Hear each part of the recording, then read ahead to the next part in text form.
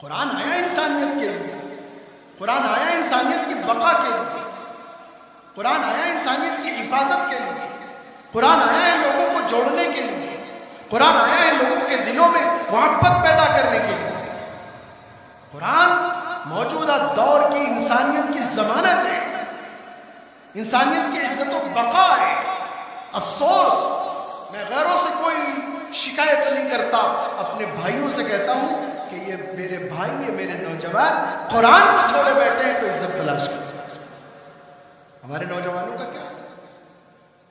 رات کو 3 بجے تک واٹس ایپ، انسٹاگرام، فیس بک پر اتنے اپڈیٹ رہتے ہیں، اتنے اپڈیٹ رہتے ہیں کہ 3 بجے 4 بجے جا کر یہ سوتے ہیں، فجر کی نماز ہوئی، اور جب فجر کی نماز چھوٹتی ہے تو 12 بجے اٹھ کر اپنے دکان پر اپنے کام میں چلے جاتے ہیں، پھر رات کو آتے ہیں، پھر وہی روٹین۔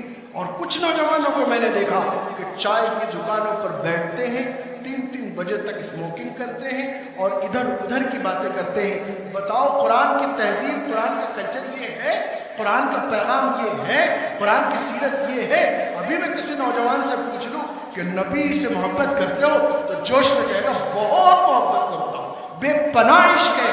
لیکن وہی بندہ جس سے میں نے یہ سوال کیا کہ بتاؤ تم نبی سے محبت کرتے ہو، تو جوش میں کہتا ہے بہت محبت کرتا ہوں۔ نبی کی مانتے ہو تو نبی کی ماننے میں عزت نہیں ملے گی، نہیں ملے گی میرے بھائی۔ افسوس، قرآن آئیڈیل ہے، کامیابی کی ضمانت ہے۔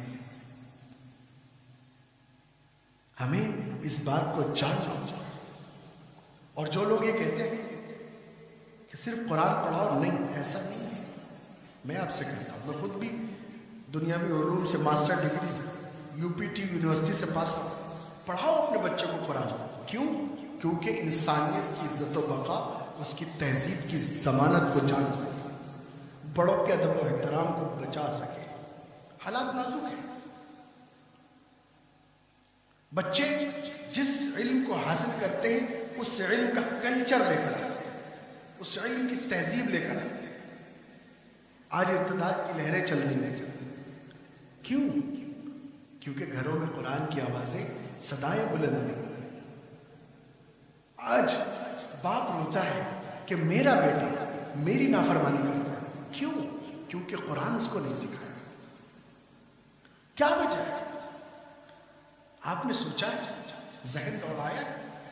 آپ یہاں کس لیے آئے؟ اس جلسے میں کیوں ہیں؟ اس لیے کہ آپ ایک پیغام میں پوزیٹیو تھاٹس لے کر جائیں، پوزیٹیو میسج لے کر جائیں۔ آپ اپنے بچوں کو دنیا کے سارے علم دیجیے، آج کی ضرورت ہے۔ کیوں؟ کیونکہ آج کی دنیا نالج کمپٹیشن کی دنیا ہے، گیان وگیان کا سنسار ہے۔